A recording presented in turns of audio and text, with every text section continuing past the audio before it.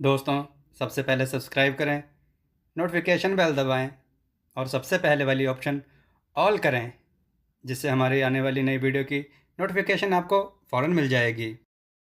जय श्री राम भक्तों। दोस्तों, जो हमने वीडियो में प्रश्न पूछा था कि श्री शिव महापुराण में कितने खंड हैं, तो उसका उत्तर है 11 खंड हैं। चलिए आज की कथा श्रवण करते हैं। आज की कथा है पिता का अपने पुत्र पर संदेह और भागवत कथा। आइए कथा श्रवण करें। दोस्तों, पौराणिक कथा के अनुसार भगवान श्री कृष्ण के परम भक्त कुंभन दास थे। उनका एक बेटा था रघुनंदन। कुंभन दास के पास भगवान श्री कृष्ण का एक चित्र था जिसमें वह बांसुरी बजा रहे थे। कुंभन दास हमेशा उसकी पूजा में ही लीन रहते थे। वह अपने प्रभु को कभी भी कहीं छोड़कर नहीं जाते थे। एक बार कुंभन दास के लिए वृंदावन से भागवत कथा के लिए बुलावा आया। पहले तो कुंभन दास जी ने उस भागवत में जाने से मना कर दिया, परंतु लोगों के आग्रह करने पर वे जाने के लिए तैयार हो गए। उन्होंने सोचा कि पहले वे भगवान श्री कृष्ण की पूजा करेंगे, उसके बाद वह भागवत कथा करके अपने घर वापस लौट आएंगे। इस तरह से उनका पूजा का नियम भी नहीं टूटेगा। कुंभन दास ने अपने पुत्र को समझा दिया कि मैंने भगवान श्री कृष्ण जी के लिए भोग तैयार किया है, बस तुम ठाकुर जी को भोग लगा देना। इतना कहकर वह वहां से चले गए। कुंभन दास जी के बेटे ने भोग की थाली ठाकुर जी के सामने रख दी और उनसे विनती की कि वह आए और भोग लगा लें। रघुनंदन मन ही मन यह सोच रहा था कि ठाकुर जी आएंगे और अपने हाथों से खाएंगे जैसे सभी मनुष्य खाते हैं।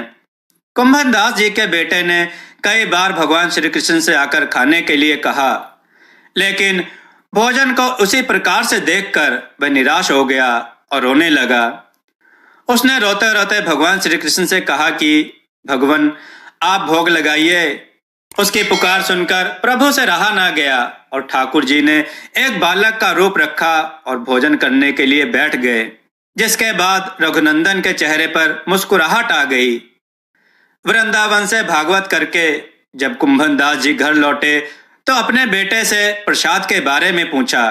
रघुनंदन ने अपने पिता से कहा, ठाकुर जी ने सारा भोजन खा लिया।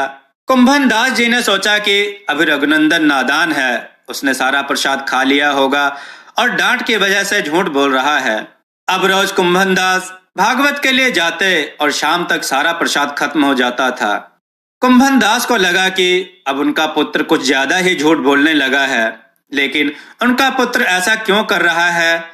कुंभन दास जी ने एक दिन लड्डू बनाकर थाली में रख दिए और दूर से छिपकर देखने लगे। रघुनंदन ने रोज की तरह ठाकुर जी को आवाज दी और ठाकुर जी एक बालक के रूप में कुंभन दास के बेटे के सामने आ गए। रघुनंदन ने ठाकुर जी से फिर से खाने के लिए आग्रह किया, जिसके बाद ठाकुर जी लड्डू खाने लगे। कुंभन दास जी जो दूर से इस घटना को देख रहे थे, वे तुरंत ही आकर ठाकुर जी के चरणों में गिर गए। ठाकुर जी के एक हाथ में लड्डू और दूसरे हाथ का लड्डू जाने ही वाला था, लेकिन ठाकुर जी उसी समय वहीं पर जमकर रह गए। तभी से लड्डू गोपाल के इस रूप की पूजा की जाने लगी। दोस्तों, बोलिए भगवान श्री कृष्ण की जय।